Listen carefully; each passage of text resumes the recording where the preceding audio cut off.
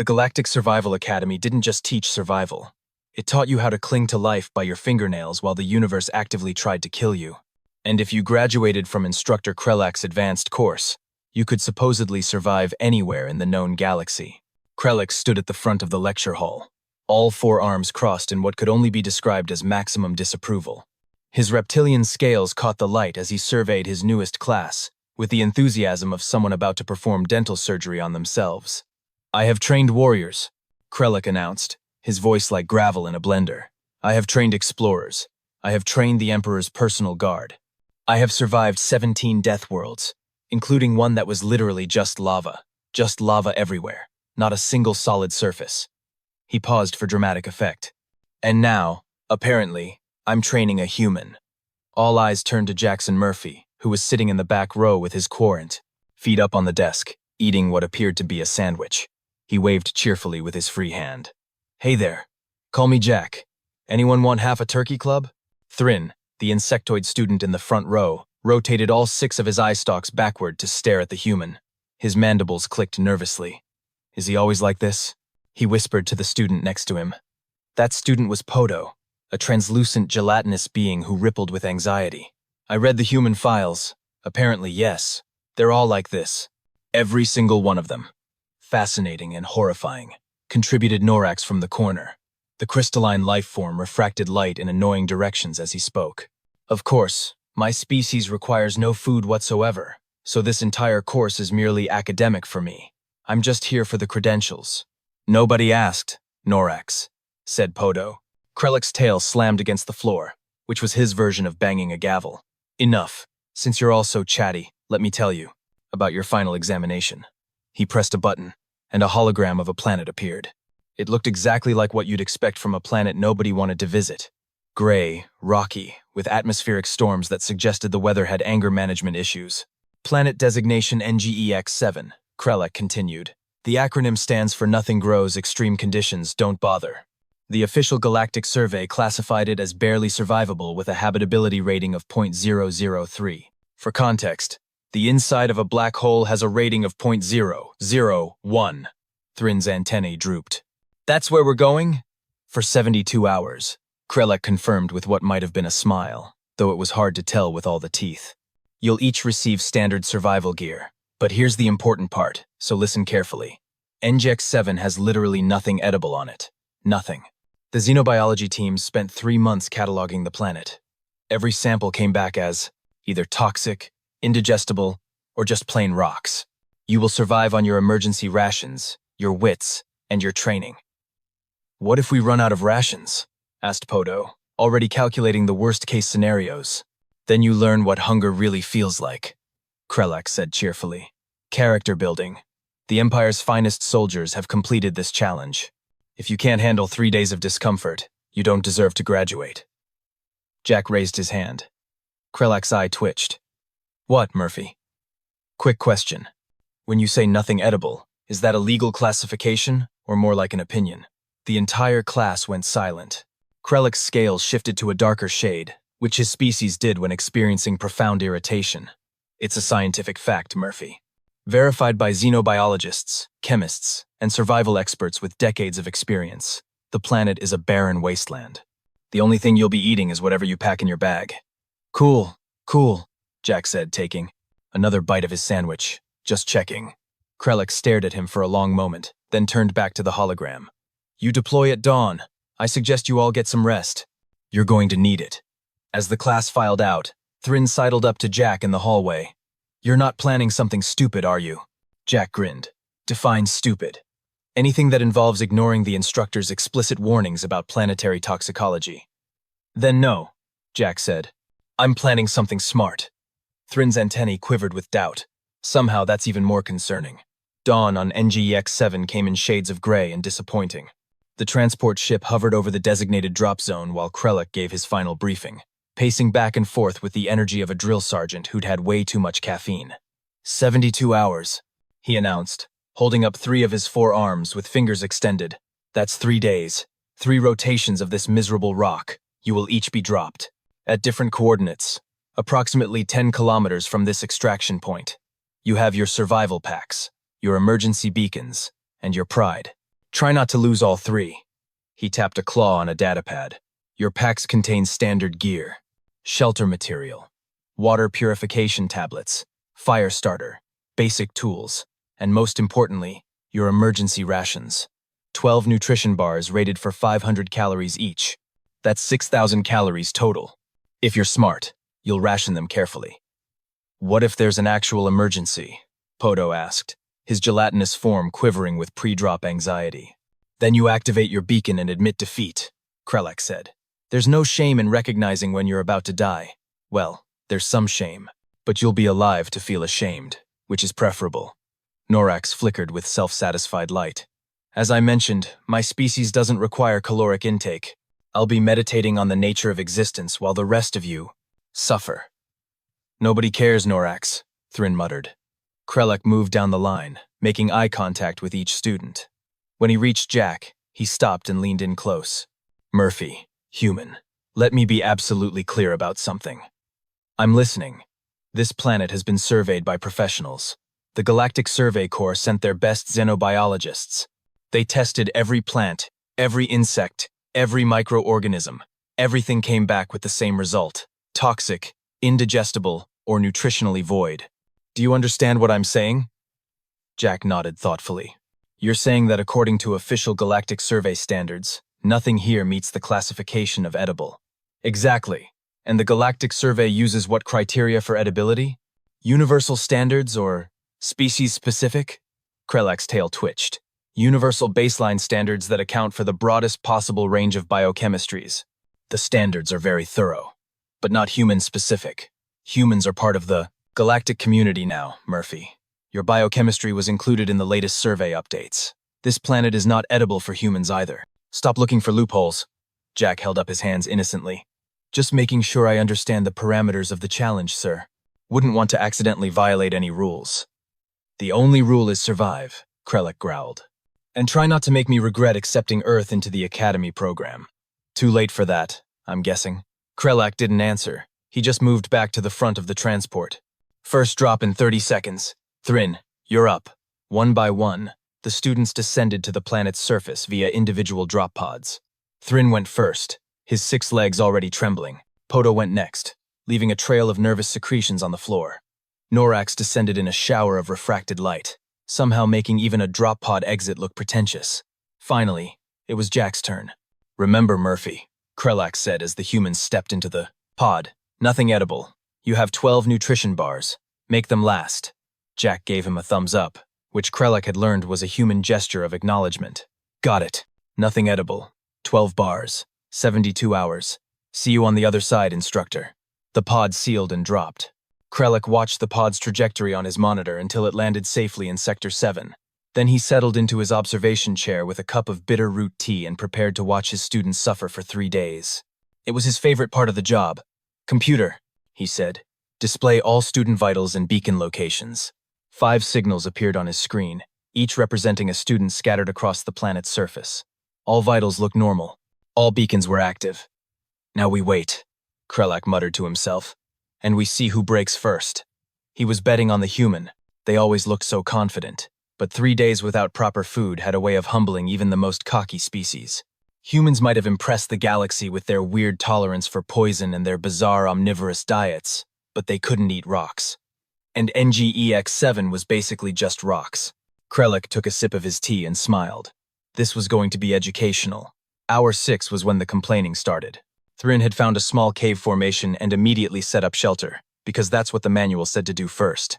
Then he'd laid out all 12 of his nutrition bars in a precise line and stared at them like they were pieces of a puzzle he couldn't solve. Okay, he muttered to himself, his mandibles clicking nervously. 72 hours. That's 6 meals if I eat every 12 hours. 2 bars per meal. That's sustainable. But what if I need extra energy for an emergency? Should I save 3 bars for emergencies? That leaves 9 bars for 6 meals. That's 1.5 bars per meal. But you can't eat half a bar and save the other half. It'll spoil. Or will it? The packaging says. Moisture resistant. But what's the spoilage rate in this atmosphere? He picked up 1 bar, put it down, picked up another one. His antennae drooped with the weight of indecision. What if I eat 1 bar every 8 hours instead?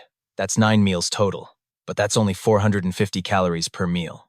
The Academy manual says minimum 500 calories per meal for optimal performance. But if I eat 2 bars every 12 hours, that's 1,000 calories, which is 500 over optimal. Is overeating better than undereating in a survival scenario? By hour 7, Thrin still hadn't eaten anything. He was too busy calculating variables. Meanwhile, Podo had discovered something unfortunate about his biology. Yes, his species could photosynthesize. The problem was that NGEX 7's sun was weak, the atmosphere was hazy, and his gelatinous body apparently needed about 4 times more light exposure than he'd anticipated. This is fine, he told himself, spread out on a rock. Like a sad, translucent pancake. I'm technically eating. It's just very, very slow and unsatisfying, and I can feel every single second passing. But it's fine. A gust of wind blew dust across his surface. I miss food, he whispered to nobody. I miss the texture, the taste, the joy of consuming something that doesn't require me to lie on a rock like expired gelatin. His emergency rations sat in his pack, untouched. He was saving them for when things got really bad. This was only moderately bad. Really bad would come later. Probably around hour 24. I can do this, Podo said, trying to absorb more sunlight through sheer willpower. I'm a survivor. I'm tough. I'm a quivering blob of anxiety. But I'm a survivor quivering blob of anxiety. Norax, true to his word, had found the highest point in his sector and was sitting in what he called a meditative state, but what looked suspiciously like just standing there doing nothing. I am beyond hunger, he announced to the empty landscape. I am a being of pure mineral consciousness. While you carbon-based life forms scramble for sustenance, I simply exist, perfectly. Superiority isn't just a state of mind, it's a state of molecular structure. A small lizard-like creature skittered past. Yes, run along, inferior organic, Norax said. I don't need to chase you for food. I don't need anything. I am complete unto myself. The lizard disappeared into a crack in the rocks. I am so much better than everyone else here, Norax continued. Especially that human. Did you see him eating a sandwich during the briefing? Pathetic. Humans are just ambulatory digestive systems with delusions of intelligence. The wind howled. I don't even know why I'm talking out loud, Norax muttered. There's nobody here to appreciate my intellectual superiority. Back on the ship, Krelak monitored all the vital signs with professional detachment. Thrin's beacon showed him stationary, probably overthinking his ration strategy. Podo's readings indicated he was photosynthesizing, which was clever but inefficient. Norax's signal came from a mountain peak, naturally, because of course it did. And then there was Murphy's beacon. It had gone quiet around hour 3.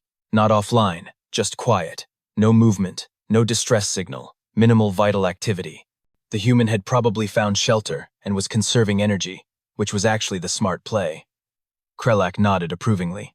Maybe the human wasn't completely hopeless after all. Computer log entry for hour 12, Krelak said. All students surviving within expected parameters. The insectoid is overthinking. The blob is uncomfortable but stable. The crystal is being annoying as usual. And the human appears to be resting. Prediction. First beacon activation will occur around hour 36, most likely from Podo or Thrin. He leaned back in his chair, satisfied. The human's silence was actually encouraging. It meant Murphy was finally taking the challenge. Seriously, conserving resources, staying smart. Maybe Earth's addition to the Academy wouldn't be a complete disaster after all. Krelak had no way of knowing that at that exact moment, Jack Murphy was approximately 3 kilometers from his drop zone, had already identified 17 different edible species, and was in the process of building what could only be described as a primitive outdoor kitchen. Hour 72 arrived with all the fanfare of a funeral march. The extraction point was a flat clearing surrounded by gray rocks that looked exactly like all the other gray rocks on this miserable planet. Krelak stood beside the transport ship, datapad in hand, watching his students stumble back from their ordeal. Thrin arrived first, dragging himself forward on shaky legs. He looked like he'd aged several years. I ate my last nutrition bar 4 hours ago, he announced.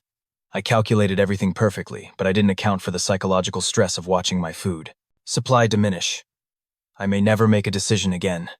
You passed, Krelak said, making a note on his datapad. Barely. Podo oozed into the clearing next, his gelatinous form looking somehow dehydrated despite being liquid. I photosynthesized, he said weakly. It was awful. 0 out of 10 stars. Would not recommend. I have newfound respect for plants, and also I hate them. Noted. You also passed. Norax materialized in a shower of reflected light, which was entirely unnecessary but very on brand. I achieved perfect unity with the cosmos, he announced. I didn't eat because I don't need to. I am beyond such primitive requirements. I am enlightened. You're also extremely annoying, Krelak muttered.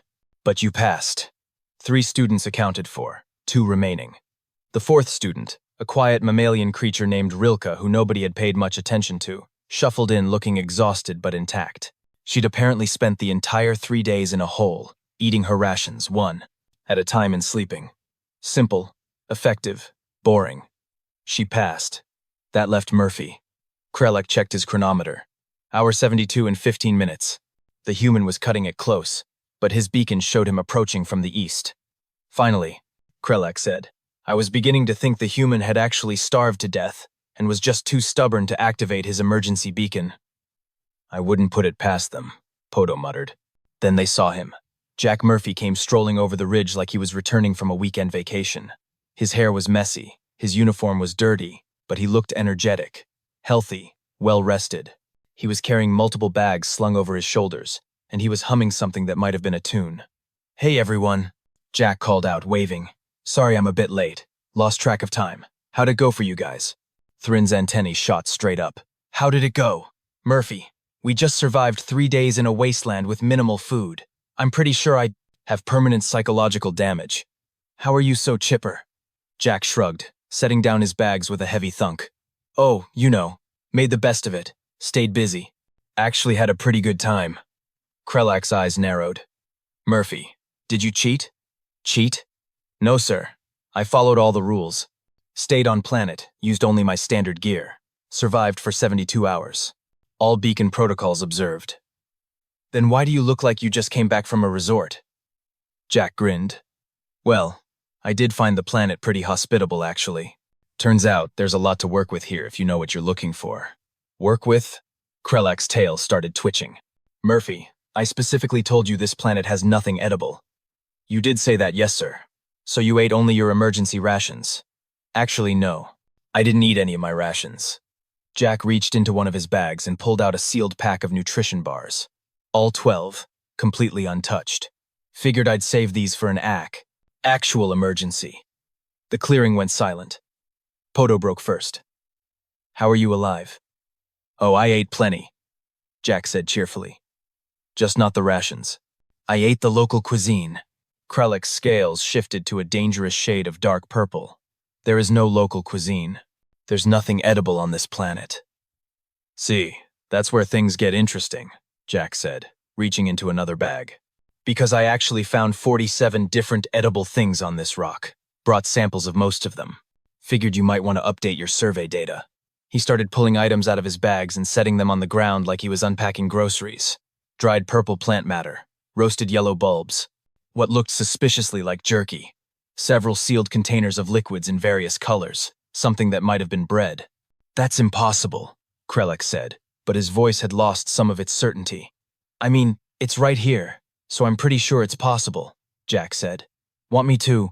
I walk you through what I found? Because I actually took notes, documented everything, made a whole system. It was fun. Thrin leaned closer to examine the items, his scientific curiosity overriding his exhaustion. This purple substance, that's the moss that grows on the north-facing rocks. The survey classified it as toxic. Toxic when fresh, Jack corrected. But if you dry it in the sun for about 4 hours, the toxins break down and you're left with something that tastes like tangy cheese. Not great cheese, but definitely edible cheese. I made a pretty decent moss quesadilla on day 2.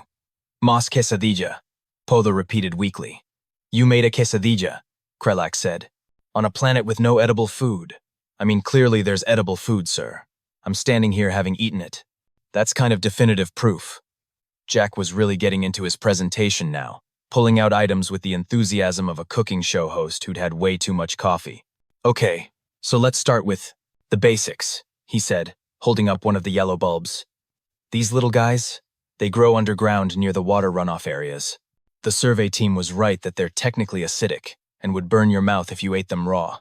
But if you wrap them in wet leaves and bury them in hot coals for about an hour, they bake into something that tastes like sweet potatoes crossed with butterscotch. I ate like 9 of them on day 1, Krelek's datapad hung limply in his hand. The survey specifically noted those as caustic. Raw, yes. Cooked, delicious. It's basic chemistry, sir. Heat breaks down the acid compounds. Jack pulled out another item. Now these beetles?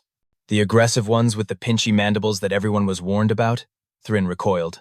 Those tried to attack me. I had to scare 3 of them away from my shelter. Yeah, they're feisty little guys. But here's the thing. If you roast them over a fire, they taste exactly like bacon. I'm not even exaggerating. Crispy, salty, smoky bacon. I collected about 30 of them and made beetle bacon bits. Goes great with the moss cheese. You ate the attack beetles, Poto said faintly. I mean, they attacked first, so it was basically self-defense. Delicious self-defense. Jack was on a roll now, gesturing enthusiastically. And those acidic pools that everyone avoided? Natural pickling brine. I found these root vegetables growing near the pools, pickled them in the acid water overnight, and boom, instant pickles. Crunchy, tangy, perfect. Norax flickered with what might have been disbelief. This is absurd. The chemical composition of those pools would dissolve organic matter. Over time, sure. But controlled exposure? Pickling. Humans have been doing it for thousands of years. Vinegar is acid too, Norax. We just eat it anyway because it tastes good. Krelak finally found his voice. Murphy. The Galactic Survey spent 3 months analyzing this planet. I believe you, sir. I'm sure they were. Very thorough by galactic standards. What does that mean? Jack picked up what looked like strips of dried meat. Okay, so these lizard creatures that sun themselves on the southern rocks. Survey says inedible due to high concentrations of alkaloid compounds in their tissue. And they're right. If you eat them fresh, you'd probably get really sick. But if you slice them thin, salt them with mineral deposits from the dry lake bed, and dry them in the sun for 2 days, you get jerky. The salting process draws out the alkaloids. I made a whole batch. This one's my favorite. Kind of spicy. He offered a piece to Thrin, who took it with a shaking claw and nibbled cautiously. His antennae shot up. This is actually good. Right? The spice comes from those little red leaves that grow in clusters. Survey probably said they were poisonous. They did, Krelek confirmed, checking his datapad with growing horror. Poisonous raw. But if you brew them into tea first, the toxins steep out in the water. And you can pour off the first brew and make a second one that's perfectly safe. Tastes kind of like cinnamon. I used it as a spice rub for the jerky. Jack pulled out a container of dark liquid. Speaking of tea, I made some from these gray flowers that grow near the caves. Caffeine-like compound. Kept me energized the whole time. Poto extended a pseudopod toward the samples. How did you figure all this out? Trial and error, mostly. Small amounts first. Wait an hour. See what happens. Plus, humans have been eating weird stuff for millennia. We figured out how to make poisonous cassava root edible. We eat fermented shark in Iceland. We deep fry literally anything. Once you understand that most toxins can be broken down with heat, acid, drying, or fermentation, it's just pattern recognition. Jack pulled out something that looked disturbingly like bread. This is my favorite discovery, though. There's this fungus that grows in the dark caves. White, fuzzy stuff. Looked absolutely disgusting. I saw that fungus. Rilke spoke up for the first time. I assumed it would kill me. Probably would if you ate it raw. But I took a sample, mixed it with ground-up seeds from those spiky plants, added some of the cave water, and let it ferment for about 24 hours. Natural sourdough starter. Made flatbread on day 3. It's not fantastic bread, but it's bread, on a supposedly barren planet. He broke off a piece and popped it in his mouth. Still pretty good cold, actually. Krelek was staring at the pile of food samples like they represented the collapse of everything he'd ever believed in. You've been hosting a cooking show for 3 days. I mean, I didn't record it, but yeah, basically. It was actually pretty fun. I got into a whole experimental phase on day 2. Made a stew using the yellow bulbs, beetle bacon, pickled roots, and this broth I made from boiling the dried moss. Called it NGEX7 Fusion Cuisine. Jack looked genuinely proud. I'm going to make dessert on day 3, but I ran out of time. These berry-looking things ferment really fast, and I think I could have made a primitive wine. But 72 hours isn't quite long enough for proper fermentation. You were making wine, Thrin said, attempting to make wine. There's a difference. Science is all about trying things. Norax's crystalline form had stopped flickering entirely. Humans are terrifying. We're really not. We're just creative. And hungry. Mostly hungry. Jack gestured to his collection. Anyway, I brought enough samples for everyone to try if you want. The beetle bacon is genuinely good. Life-changing, actually. Poto reached out tentatively and took a piece of the jerky. He absorbed it into his gelatinous form and went very still. Oh no. What? Jack asked. It's delicious. I hate that it's delicious. I spent 3 days photosynthesizing and being miserable, and you were making artisan jerky. To be fair, you didn't ask for my help. Krelak was doing something on his datapad with increasing desperation. Computer, run full toxicology analysis on all samples. Cross-reference with human biochemistry databases. I need to know if this human is about to die or if I need to retire. The datapad beeped, then beeped again, then made a sound that electronics probably shouldn't make, like it was experiencing an existential crisis. Krelak stared at the screen. His scales went through several color changes, none of them good. Computer, confirm results. Analysis complete. The ship's AI responded in a tone that somehow conveyed disappointment. All samples are non-lethal to human biochemistry. Nutritional content ranges from adequate to optimal. No toxins present in concentrations that would harm human digestive systems. Several samples show evidence of preparation techniques that successfully neutralized compounds flagged as dangerous in the original planetary survey. But the survey, Krelak said weakly. The Galactic Survey. Standards are designed for the broadest possible biochemical compatibility, the AI continued, rubbing salt in the wound. Humans possess unusually robust digestive systems, high tolerance for environmental toxins, and extensive cultural knowledge of food preparation techniques. The survey classified items as inedible, based on consumption in raw form by species with standard toxin tolerances. Jack munched on a piece of beetle bacon. Yeah, humans are basically garbage disposals with anxiety. We can eat a shocking amount of stuff that technically shouldn't be food. Krelak sat down heavily on a nearby rock. One of his hands reached up to rub his temple. Then another hand joined it. Then the third. He looked like he was trying to physically hold his head together. 16 editions, he muttered. I've published 16 editions of my survival manual. 13 of them specifically reference NGX-7 as the ultimate test of endurance because nothing grows here. I mean, stuff grows. Here, Jack offered. It's just that most species consider it inedible without proper preparation. I've sent hundreds of students to this planet. Hundreds. They've all suffered through 3 days of minimal rations and character-building hunger. Character building is still valuable, sir. I've based my entire teaching methodology on the premise that some environments are simply too harsh to provide sustenance. Krelak looked up at Jack with something that might have been despair. What else have I been wrong about? Jack had the decency to look sympathetic. If it helps, I'm sure most of your other death worlds are legitimately dangerous. But are they? Or will humans just show up and start making fusion cuisine from the local wildlife? I mean, probably some of both? Thrin was working his way through the food samples with scientific precision, taking notes on his own datapad. Instructor, in Murphy's defense, this is actually impressive field biology. He's identified preparation methods that transform toxic compounds into safe nutrition. That's advanced survival knowledge. I photosynthesized for 3 days, Poto said through a mouthful of moss cheese. I was lying on rocks like a sad pancake, and there was food everywhere. I'm going to absorb this entire pile out of spite. Norax hadn't moved, but his crystalline structure was refracting light in patterns that suggested deep thought. I maintain that crystalline life forms are still superior. Nobody believes you anymore, Norax, Poto said. I don't believe me anymore either, Norax admitted quietly. Jack pulled out a small notebook from his jacket pocket. So, I documented everything pretty thoroughly. Locations, preparation methods, cooking times, flavor profiles. Figured it might be useful for future classes. I was thinking you could use it as a supplementary resource, or maybe extra credit material. Krelak took the notebook with hands that shook slightly. He flipped through pages of HAS, detailed notes, hand-drawn diagrams, and what appeared to be recipe variations. You wrote a cookbook. Field guide with recipes, technically. Chapter 3 has some nice tips on identifying which alkaloids break down under heat versus which ones need acid treatment. Chapter 7 is all desserts. But like I said, I didn't have time to test those fully. There's a dessert chapter. Well, yeah, you can't just eat jerky for 3 days. You need variety, nutritional balance, joy. That's survival too, right? The psychological component? Krelak closed the notebook carefully, like it might explode.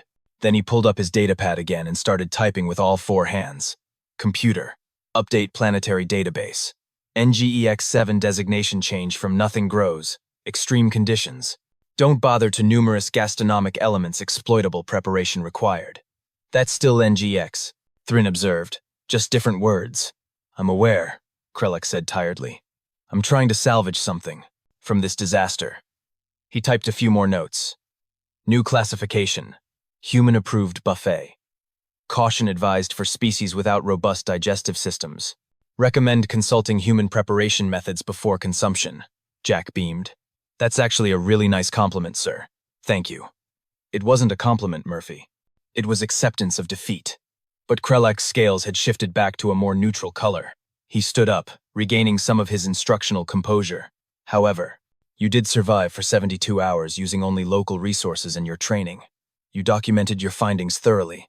You've demonstrated adaptability and creative problem-solving. And apparently you've revolutionized our understanding of hostile environment nutrition. So I passed? You passed. Krelak paused. With honors, which I hate to admit, but facts are facts. The other students broke into exhausted applause. Podo made a sound like jiggling water. Norax flickered reluctantly. There is one more thing, Jack said, pulling out a larger bound document from his bag. I had some extra time on day 3, so I expanded the field guide into a full recipe book. 47 recipes using only NGEX7 ingredients, full nutritional breakdowns, preparation safety notes, and pairing suggestions. I was thinking the Academy might want to include it in the survival curriculum. Krelek took the recipe book. He opened it to a random page. Beetle bacon carbonara with moss cheese and pickled root garnish. That one's really good. You should try it. Murphy. Yes, sir. If I approve this for the curriculum, does that mean I have to admit that humans can literally eat anything? Jack considered this. You could frame it as humans having specialized survival adaptations that complement traditional galactic training. That's diplomatic. Krelek tucked the recipe book under one arm. Fine. It's approved. Congratulations, Murphy. You've just made every future student's life significantly easier and completely destroyed my reputation as a hardened survival instructor. Think of it as evolution, sir. Adapting to new information. I'm going to think of it as early retirement. But Krelak was almost smiling. Almost. Everyone back on the transport. We're heading home. And Murphy, you're teaching a seminar next semester on hostile environment food preparation. Really? Really? If humans can turn poisonous beetles into bacon, the rest of the galaxy needs to know about it, for safety reasons. As they boarded the transport, Thrin walked alongside Jack. You know you've ruined survival training for everyone who comes after you, right? How so? Because now Krelak knows the planet isn't actually that harsh. He's going to find somewhere worse. Jack grinned. Good.